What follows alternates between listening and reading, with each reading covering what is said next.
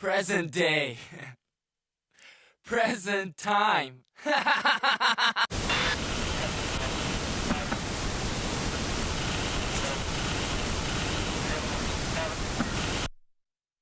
And you don't seem to understand. What do we mean by the self? How do we develop a self? Can we even decide our sense of self? Or are they constructed by the world around us? These are all questions that we have developed in response to the nature of our existence. Trying to understand ourselves and what we stand for remains a core goal of the existentialist movement, reacting to the horrors of the 20th century and a society that lost many of its axioms. As the 21st century approached, with new horizons and anxieties, the existentialist pursuit of the self was explored incredibly uniquely in 1995's serial experiment, Lain.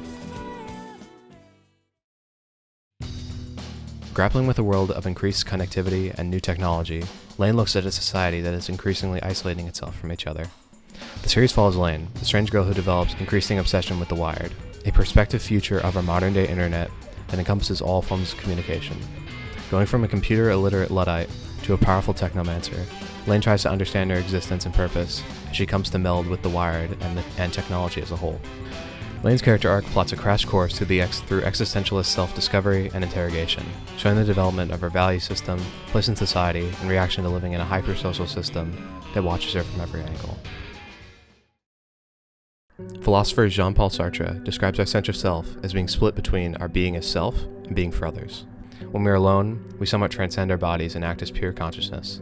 Our actions given form without a relation to the rules of society. We transcend. He describes this in his famous example of looking through a keyhole in a hotel. When we lean down and look in, we are acting as pure consciousness. We observe our actions and we may know what it means to do them, but we continue. This means, first of all, that there is no self to inhabit my consciousness, nothing therefore to which I can refer my acts in order to qualify them. They are in no way known. I am my acts, and hence they carry in themselves their whole justification. I am a pure consciousness of things. Then we hear someone coming down the hall. We snap away from the keyhole, try and come up with any excuse for our actions. Our transcendence ends and we come to see our actions and how they reflect upon our character to commit them. Sartre describes this as the look of the other. That is, it acquires a nature by the sole fact that the other confers on it and outside. When we exist in public, there is an element of performance in all of us, understanding how we are perceived by others and changing our behavior accordingly. We exist as both a transcendent consciousness and a person in the real world who is judged and observed.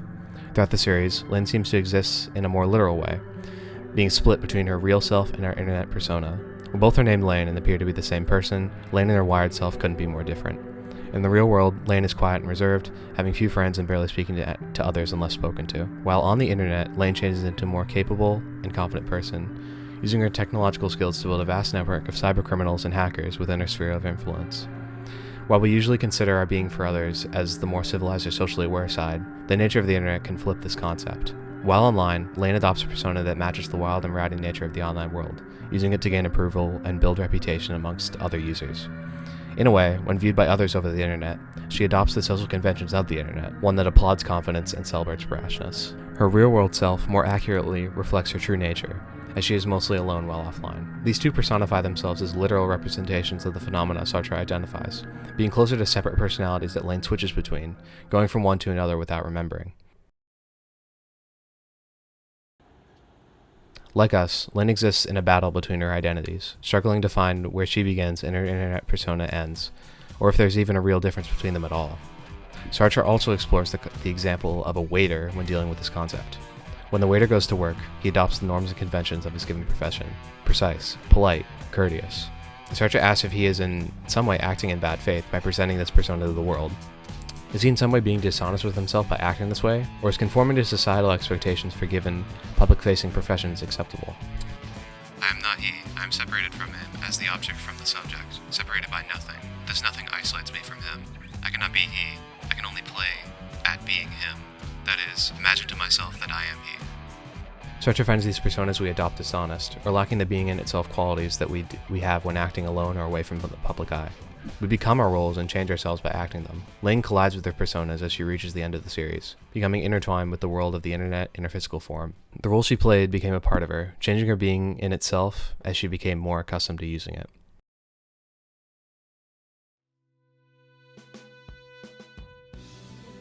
Lain plays with our sense of self and the way that it collides with the hyper-connected world of the internet in the 21st century.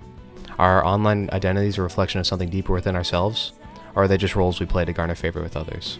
Lain seems to think that the two worlds have no barrier, or that the barrier is deteriorating as we become more connected.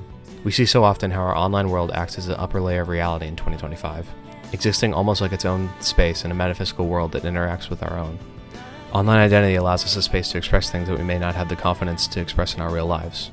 But as we de-anonymize more and more and allow ourselves to become more present on social media, we see our being for self shift into a combined construct of our physical selves and internet personas.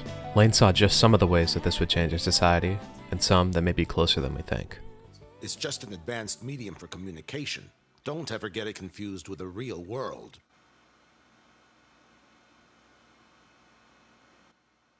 Do you understand what I'm warning you about? You're wrong. Huh? The border between the two isn't so clear.